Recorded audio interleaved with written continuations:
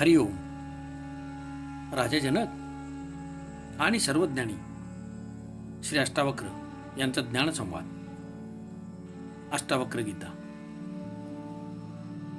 अध्याय 7, श्लोक 4. नात्मा भावेषु न भावस्त त्राणन्ते विनिरंजने इते सक्तो अस्पृह शांत इत देवाहमा स्थितः.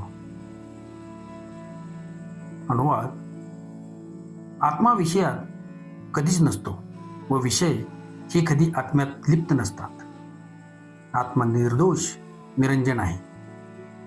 याप्रमाणे मी आसक्ती विरहित आहे, आकांक्षा विरहित आहे व याच अवस्थेत स्थिर आहे.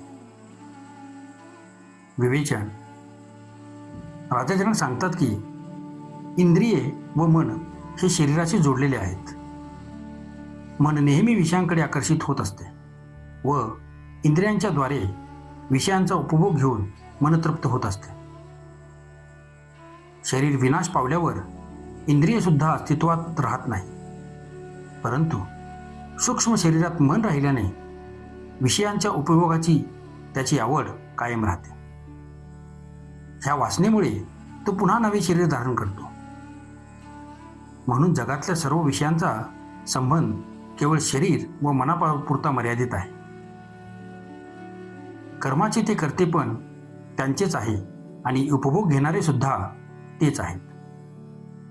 कर्तेही तेच, भोगतेही तेच. आत्म्याचा याच्याशी काहीही संबंध नसतो.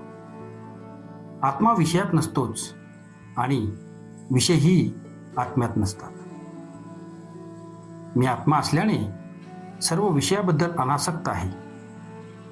विषयांची आसक्ती शरीराला व मनाला असते, आत्म्याला नाही. म्हणून मी इच्छा आकांक्षा विरहित असून त्याच अवस्थेत स्थिर आहे. अध्याय 7, श्लोक 5. अहो चिन्मात्रमेवाहम मिंद्रजालोपम जगत अतो मम कथम कुत्र हेयोपादेय कल्पना. अनुवाद: अहो, मी केवळ चैतन्य मात्र आहे. संसार मृगजळाप्रमाणे भासमान आहे.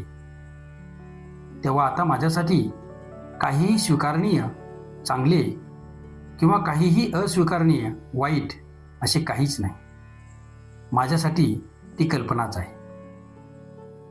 विवेचन. राजा जनक प्रतिपादन करीत आहेत की इंद्रिये व मन यांचा संबंध आत्म्याशी नसून शरीराशी आहे, तसेच मनाशी आहे.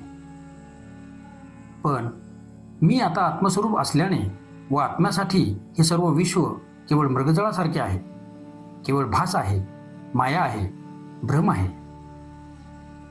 ही फसवी माया इंद्रियांना व मनाला भुलवू शकते, कारण त्यांच्यात अज्ञानाचा वास आहे. आत्मा ज्ञानस्वरूप असल्याने त्याचेवर काहीही परिणाम होत नाही.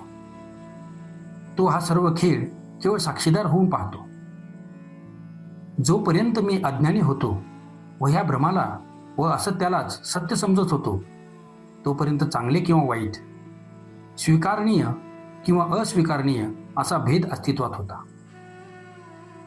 अज्ञानी असल्यामुळे मी लाभ तोटा, शुभ अशुभ, चांगले वाईट अशी वर्गवारी करत होतो. परंतु आता मला आत्मबोध झाला असून हे विश्व माझ्यासाठी स्वप्नासारखे आहे. मृगजळापेक्षा त्याचे जास्त महत्त्व नाही. त्यामुळे चांगलेही काही नाही व वाईटही काही नाही. आता सर्व कल्पना निरर्थक झाल्या आहेत. तेव्हा सारे काही मिळविण्यासाठी काहीच बाकी नाही राहिले. तेव्हा इच्छा कशाची व नवीन कल्पना कशाची? ह्या जगात काहीही प्राप्त करावयाचे नसून काहीही त्याग देखील करण्यासाठी स्थिती नाही. हे जग माझे नाही, कारण ते भ्रम आहे. या जगातले काहीच माझे नाही, मग मी त्याग कसा काय करू? चांगले वाईट, शुभ अशुभ, स्वीकारणीय व त्याज्य असे काहीच उरले नाही, कारण ह्या भौतिक जगात माझे काहीच नाही व जे आहे असे वाटते ते सर्व माया आहे. आत्मा हा सर्वापासून अलिप्त आहे. चांगले वाईट ठरविण्यामागे वासना असते. जेव्हा साऱ्या वासना नाहीशा झाल्यात तेव्हाच हे सर्व भेद नष्ट झाले. मी स्वभावतः जसा आहे तसाच मी संतुष्ट आहे. काहीही निवडायचे नाही.